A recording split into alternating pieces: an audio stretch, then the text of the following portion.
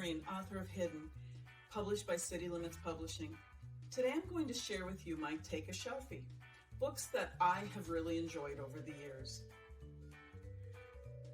The first thing you're going to need to know about me is I am a minimalist. I don't like having stuff around. I never have, and that includes hard copies of books.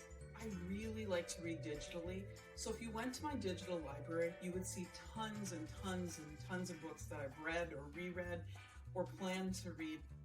So today what I'm going to share with you are books that are on my digital library that are really important to me. When I was 2 years old, my mom bought me The Little Engine That Could. She read it to me all the time, I remember, and pretty soon I'd be spouting off the phrase, I think I can. And she thought it was cute until I started using it against her. She would tell me not to do something or that I couldn't do something, and I would defiantly put my hand on my hip and look at her and say, oh, I think I can. When I was 8 years old, I was in my sister's wedding. I was a flower girl, and she bought me this book for being in her wedding. I didn't realize until I was an adult that there was an actual message attached to this book, but I do remember reading it all the time, Hurry Up, Slowpoke, and thinking how much I loved that book because she had given it to me.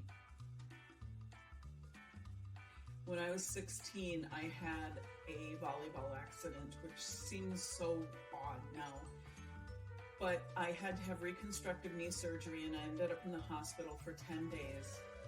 And during that time, my dad died and my grandma died. And when I got out of the hospital, I was in a full leg cast from my hip to my toes. And all I could do was read. It was the only thing that was available to me, and I used it as an escape. One of the books that I found was That Was Then, This Is Now. I loved S.E. Hinton, and when I found this book, it was my biggest escape at the time. When I was 17, I was still learning to rewalk, and Paul Zindel books came into my life. I loved every book he had, but my favorite by far was The Pigman. My copy was so worn and so well loved that I couldn't put it down. When I was 23, I asked for the book for Christmas, Smart Women. It was the first time I really realized that a writer could cross the line between being a children's writer and an adult writer. And I think that was really important for me to see because I don't believe that I ever knew that before then. When I was 38, one of my learners handed me this book and says, Mrs. P, you have to read this book, A Child Called It. I read the book and I was horrified. I cried from the first chapter to the last chapter. I couldn't believe that a mom could do that to her child. We have to do better. We can't be doing those things to children at all. At 46, the book Me and Emma fell into my hands through a friend. We were both reading the book and both teachers, and we both fell in love with the book because it was about children, but because the ending was so shocking, it was incredible. It was absolutely amazing. It is a must read. When I was 50 years old, I was nominated for Teacher of the Year, and I won in the district that I was teaching in. I was also one of the top finalists in the state of Minnesota that year. And as a gift, the teachers in my school gave me the book, The Dot. They all wrote messages of love and support in the book. And that was pretty cool in itself, but when you read the book, you realize how impactful that book really is. It really is about teaching kids self-confidence and commitment and creativity, and then helping others learn that. Teachers do that every single day. So it's one of those books you have to have on your shelf. When I was 52, I had foot surgery, and I was in a cast for 6 weeks, and when I got into a boot, my husband says, oh my gosh, let's go on a vacation.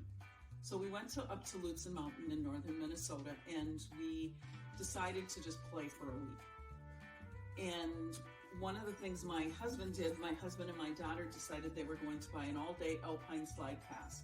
About their third trip down, he came down the cement track, and his slide flew off the track and he landed far away. When he returned to the condo, he was missing part of his face, part of his ear, and he had a broken ankle. Well, during that time, during the next 6 weeks, we read every book we could find, and that's when we fell in love with the book Wild. But the book Wild has a more of an impact on us than just being a book we read. See, Cheryl Strayed grew up in the small town where we grew up in. My husband's dad was the high school principal, and in a small town, everybody's family. So that's why it had an impact on us. When I was 58 years old, I retired from teaching, but prior to that, I had been training teachers and in our district and in other school districts in the art of personalized learning and helping kids personalize their instruction. I was working with a school district in Harrisburg, South Dakota, where Darren Elwine was a principal. And when he and Derek McCoy decided to write the book, The Revolution, about the changes in education, they put in a part about me and how much I had impacted them and the way that they had changed what they were doing in their school. I gotta tell you, it's pretty cool to see your name in print, not just because it's your name, but because it's actually about you. When I was 59, I discovered the book I Wish You More. It is an amazing book that really tells us how we need to feel about other people, how much we need to respect other people. The whole book goes through the I wish you more hugs than Uggs, or I wish you more we than me. And I think that's what we need to wish for all people in the world. And finally, I think this is by far my favorite book. It's a book I wrote for my husband for his 60th birthday. In the book, it's his story before we got together, and then it's our story, and then it's the story of our children also. But more importantly, there are hundreds upon hundreds of entries in there from his kindergarten friends and elementary friends, high school, college, from our neighbors and family and colleagues, stories that they remembered about him, stories that they wanted to remind him about. And for the whole thing, it really is just something that he can have that's really about him. I think for the first time ever, it was probably the one thing that he absolutely loved that I gave him that he didn't want to return.